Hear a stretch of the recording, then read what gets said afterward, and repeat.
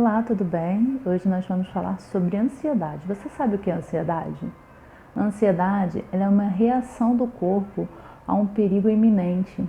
Então, ela é como se a gente tivesse uma antecipação a uma ameaça futura, tá?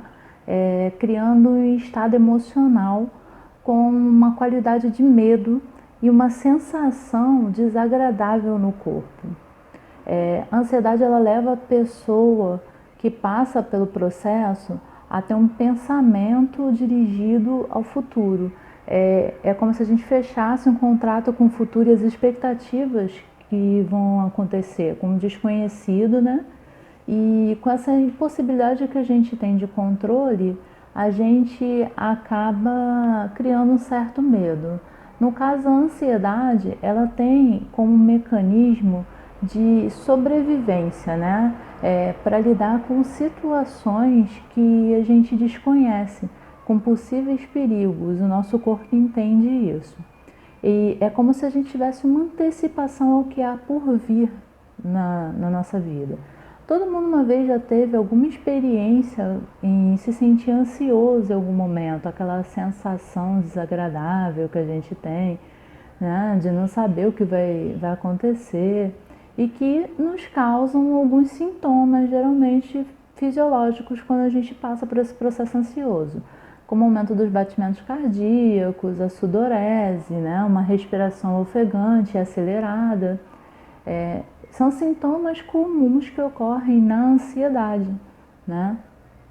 E aí, o que pode acontecer? O que pode acontecer é que algumas pessoas elas passam a vivenciar essa ansiedade de forma que vira patológico. Então, esse medo desse perigo, essa constância, né? Essa quebra de contrato com o presente e esse pensamento de perigo e de que tem que se defender vira uma constância. Então, o nosso corpo entende que precisa estar sempre alerta para combater esse perigo iminente que a gente não sabe o que é. E muitas das vezes a gente perde a noção se isso é realmente real ou se está permeando dentro do imaginário. E aí o corpo começa a entender a necessidade excessiva de combater esse perigo. E aí libera bastante cortisol, libera bastante adrenalina, né? Criando muitas vezes, na verdade criando na maioria das vezes aquela sensação excessiva de que você vai morrer, né?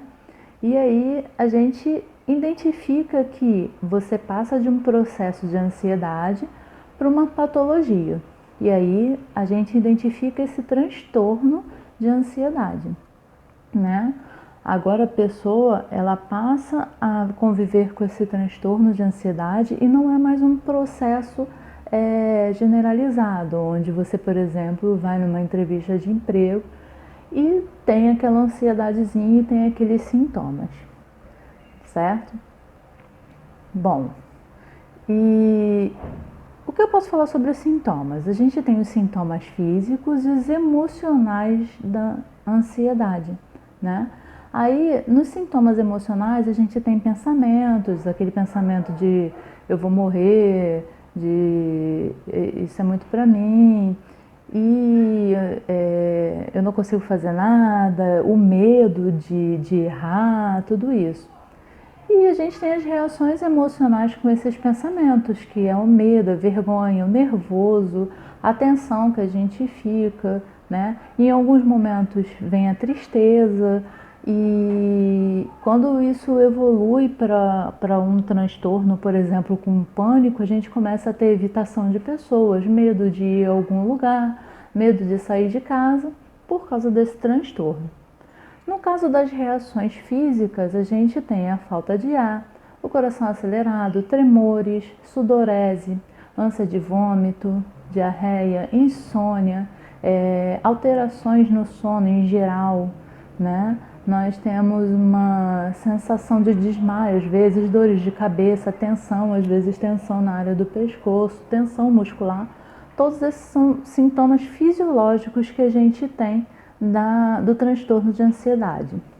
Bom, nós temos vários tipos de transtornos de ansiedade e níveis do transtorno de ansiedade. Nós temos o transtorno de ansiedade pós-traumático, temos o transtorno de ansiedade com fobias, quando a gente cria medos de alguma coisa em específico. Nós temos o transtorno de ansiedade generalizado, que é o mais comum, né? Temos o transtorno obsessivo compulsivo, que é aquele que a pessoa começa a limpar muito ou fazer, na verdade, aí eu vou explicar um pouco sobre esse transtorno obsessivo compulsivo, porque que é um transtorno de ansiedade e porque vem relacionado com essa questão do perigo. Na verdade, a obsessão e essa compulsão é justamente isso, é tentar eliminar o perigo iminente, ou seja, quando a gente pensa na questão de limpeza, não é porque aquela pessoa quer manter tudo limpo, na verdade ela quer eliminar uma bactéria, certo? E aí vem o transtorno obsessivo compulsivo, na verdade é para eliminar o perigo, não o excesso de limpeza, né? E tem a TAG, que é a transtorno generalizado, que é a preocupação excessiva que a gente tem, ou expectação excessiva que a gente tem de alguma coisa, do futuro, no caso, né? E a gente tem também a TAG com pânico, que é quando a gente começa a ter pânico, que lá no início eu falei sobre a questão da gente ter evitação, né? E não querer mais sair. Geralmente, para a gente poder classificar como transtorno de ansiedade, precisa ter algum dos sintomas, né?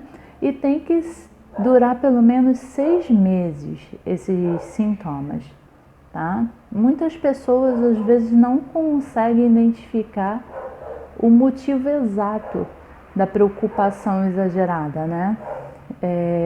E aí é que entra o processo de terapia. O processo de terapia, nesse caso, entra ajudando o quê? A que você tenha essa consciência com o aqui e agora, que você consiga identificar talvez esses gatilhos, que você consiga trazer para esse momento esse transtorno, identificar esse processo que você está vivendo de medo, de angústia, de combate a esse perigo iminente, né? E trazer a realidade. Muitas das vezes pedir para fechar o olho, sentir a sua volta, sentir que você está aqui no agora, perceber esse momento, né? E a gente também tem o tratamento com a psiquiatria, que aí envolve a medicação, né? Às vezes, só o tratamento com a psicoterapia não é o suficiente para que a gente consiga estabilizar o transtorno de ansiedade. Às vezes é necessário que entre com medicamentos para que a gente tenha a estabilidade desses sentimentos, dessas sensações que a pessoa tem e, através dessa estabilidade com o medicamento, a gente possa, na terapia, conseguir trazer esse indivíduo de volta a essa realidade. Bom, como a gente pode fazer, por exemplo, para poder minimizar essa ansiedade, tá? Bom, uma das aliadas e que muitas pessoas realmente não levam a sério é a respiração diafragmática. Aquela que a gente puxa e solta. Ela enche o diafragma, ela consegue fazer com que essa pessoa controle a respiração, controle seus batimentos cardíacos e faça com que você volte de alguma forma à realidade na qual você precisa ter um contato. Outras coisas que você pode fazer para ajudar a controlar um pouco a ansiedade é fazer coisas que você consiga no cotidiano tirar o seu pensamento em volta daquele processo catastrófico que a gente vive quando a gente está no transtorno de ansiedade, porque na verdade é isso, a gente fica com aquele pensamento catastrófico no futuro, na qual a gente detém controle zero, e aí a gente passa a ter esse perigo, né, na gente e a gente não tem controle. Então a gente faz atividades na qual a gente tire esse pensamento de lá e traga esse pensamento para cá.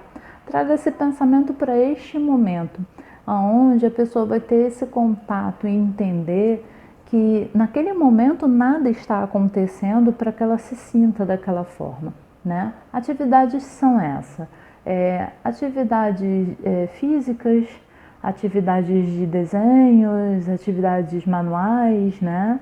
E aí cada um tem que escolher a melhor forma de você conseguir ficar no aqui e agora nessa realidade. Bom, uma outra coisa também que é muito bom me informar é que o transtorno de ansiedade, ele é um transtorno que é curável de uma certa forma.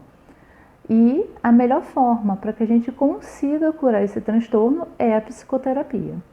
Bom, é isso. Se vocês tiverem alguma dúvida sobre o transtorno de ansiedade, é só deixar aqui que eu informo a vocês que eu vou ler, vou tirar as dúvidas na medida do possível. Bom, um beijinho, até o próximo vídeo. Espero que tenham gostado.